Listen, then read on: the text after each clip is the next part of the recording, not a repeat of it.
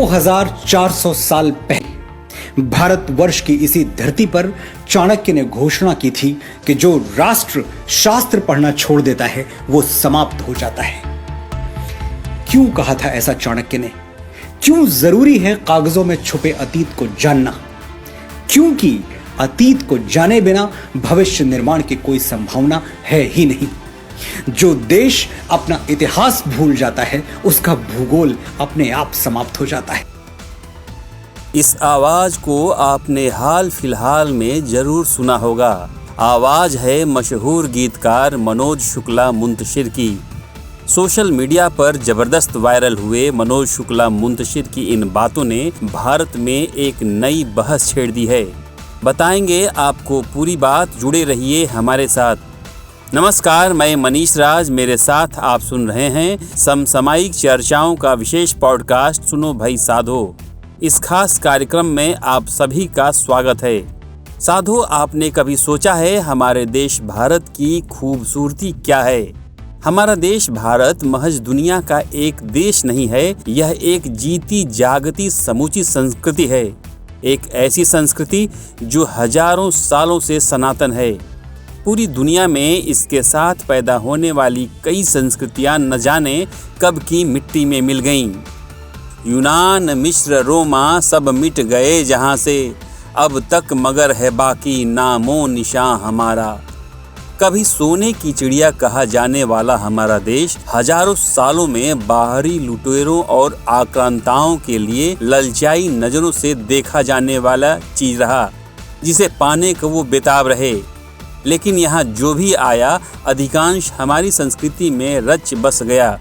लेकिन आज कुछ इतिहासकारों पर आरोप लग रहे हैं कि उन्होंने इतिहास को अपने हिसाब से तोड़ मरोड़ कर परोसा और भारत की प्राचीन सभ्यता और संस्कृति को कमतर आंका। विदेशी जमीन पर खुदाई में मिले सिकंदर के वक्त के सिक्कों से और यूनानी इतिहास के लेखन से पता चलता है कि सिकंदर को भारत में पोरस से जबरदस्त विरोध का सामना करना पड़ा था। पोरस ने सिकंदर को भारत के अंदर नहीं घुसने दिया था, लेकिन कई भारतीय इतिहासकारों ने पोरस की हार की बात बयान की है। विदेशी शासकों के अधीन रहे भारत में अब कुछ दरबारी इतिहासकारों ने इतिहास लेखन का काम शुरू किया, तो उनका मुख्य फोकस यह रहा कि उनको प्रश्रय देने वाले बादशाह या सुल्तान का महिमा मंडन किया जाए।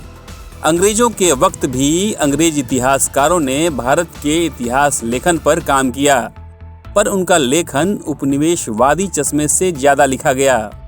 भारत की आज़ादी के बाद जब निष्पक्ष रूप से भारतीय इतिहास लेखन का काम होना चाहिए था, कमान सौंप दी गई वामपंथी इतिहासकारों के हाथों, जिसकी वजह से उनके लेखन में भी निष्पक्षता नहीं रही।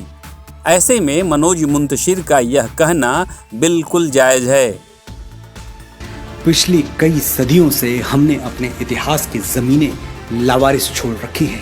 अभी तो हम इस हद तक ब्रेन वॉश्ड हो गए कि अचानक हमारी प्री प्राइमरी टेक्स्ट बुक में गा से गणेश हटा के गा से गधा लिख दिया गया और हमारे माथे पर बल तक नहीं पड़ा। हमारे घर तक आने वाली सड़कों के नाम भी किसी अकबर, हुमायूं, जहांगीर जैसे ग्लोरीफाइड डकैत के नाम पर रख दिए गए और हम रिबन काटते हुए मौका परस्त नेताओं को देखकर तालियां बजाते रहे। कई बार यह काम हुआ सरकार के स्तर पर भी। शायद आप लोगों को मालूम नहीं होगा। आप अपने परिवार में बड़े बूढ़ों से पूछ सकते हैं, जब प्राइमरी क्लास में वो पढ़ते थे तो मास्टर साहब ग से गणेश बताते थे, लेकिन 1970 के दशक में इसे सांप्रदायिक मानते हुए ग से गमला या ग से गधा पढ़ाया जाने लगा।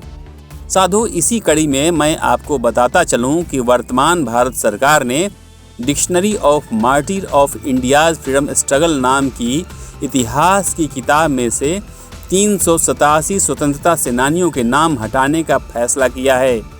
उनके नाम फर्जी तरीके और फर्जी तथ्यों के जरिए इतिहासकारों ने शामिल कराए थे।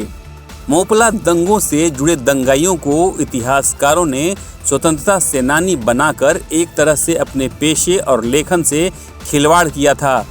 सरकार की एक समिति ने इसे उस वक्त के ऐतिहासिक तथ्यों को जनता के सामने गलत तरीके से परोसना बताया है। भारतीय ऐतिहासिक अनुसंधान परिषद ने अपनी रिपोर्ट में कहा है कि ये शहीद नहीं दंगाई थे। देश में कांग्रेस और मार्क्सवादी कम्युनिस्ट पार्टी केंद्र के इस फैसले की निंदा कर रही है और कह रही है कि यह विद्रोह आज़ादी के आंदोलन का एक हिस्सा था, जबकि एक तबका इसे भारत में हिंदुओं के खिलाफ पहला जिहाद और तालिबानी मानसिकता का पहला उदाहरण बता रहा है।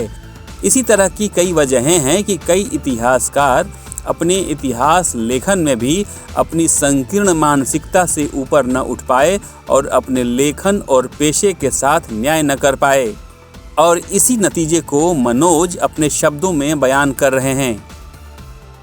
ये तो हमें ढोल बजा के बताया गया कि अकबर ने जजिया माफ कर दिया था, लेकिन माफी से पहले जजिया का खूनी इतिहास हमें कभी नहीं पढ़ाया गया, और उसी अकबर ने वापस गैर मुसलमानों पर जजिया लाद दिया था, यह भी नहीं पढ़ाया गया। चित्तौड़गढ़ में 30,000 सिविलियंस को जिहाद के नाम पर काट डालने वाला आदर्श राजा था। आगरे के किले के सामने मीना बाजार लगवाने वाला जिल्ले इलाही था। जिल्ले इलाही यानी खुदा की परछाई। ये कौन सा खुदा है जिसकी परछाई इतनी काली है?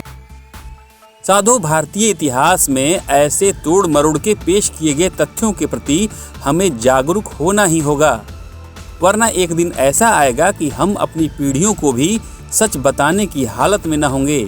हमारे राष्ट्र प्रेम को उद्दीप्त करती मैथिली शरण गुप्त जी की ये पंक्तियाँ सभी के जीवन का ध्येय वाक्य होनी चाहिए। जिसको न निज गौरव तथा निज देश का अभिमान है, वह नर नहीं नर पशु निरा है और मृतक समान है। आज के लिए बस इतना ही। आपने अभी तक चैनल या पेज को सब्सक्राइब नहीं किया है तो जरूर करें। आपको हमारा पॉडकास्ट कैसा लगा इस बारे में कमेंट कर सकते हैं, इसे लेकर सुझाव दे सकते हैं। सुनो भाई साधो में मैं फिर मिलूंगा एक नए मुद्दे से आपको रूबरू कराने। तब तक के लिए आज्ञा दीजिए। नमस्कार, आपका दिन शुभ हो।